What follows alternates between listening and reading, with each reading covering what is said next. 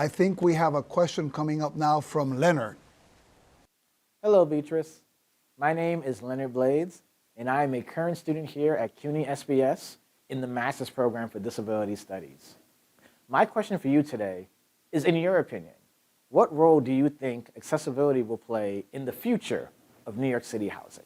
Before you go to Leonard's question, let me mention that he's been one of our key CUNY leaders for years in a great group that's called the CUNY Students with Disabilities, that they're great advocates within the university and outside in addressing issues of funding and programming for students with disabilities, and Leonard has been a key leader. So in that portfolio of racial justice and that, the issue of accessibility and disabilities.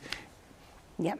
And first of all, congratulations to Leonard for lending his voice, Yeah. and because it is so important for the young adults to be leaders here and to be voicing what they think is important. So kudos to you, Leonard, and keep doing it. It's such a key question, the issue of accessibility on various levels. And I will talk maybe a little bit in the context of housing. Mm-hmm. It is something that I will say is not discussed enough, even though there are mandated requirements from the federal government, certainly for any new construction projects, that there's a specific percentage of units that's set aside.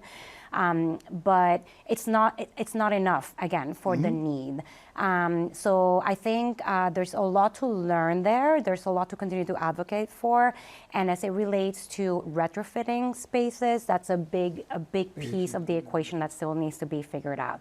I will quickly note, Trinity Church real estate tends to be more a commercial portfolio, but we do have one building. It happens to be one residential building. It happens to be a senior building. Okay. And we just went through a whole round of renovations in order to make it more physically accessible for people, and also for hearing impairment and visual impairment. And the results are so beautiful. We even included a walking track where if you have either a wheelchair or a walker, you can go in order to exercise. So I'm very proud of that work, but I think it's a great question, Leonard, and I really want to encourage you to continue to advocate for what's needed. It's important, and also when you talk about funding, it's also very expensive. I mean, the retrofitting, something that we have to do in our campuses that have some older buildings where, there was no ADA legislation, and it's important to do it, but it's also very, very expensive to do that. So additional funding always comes in handy.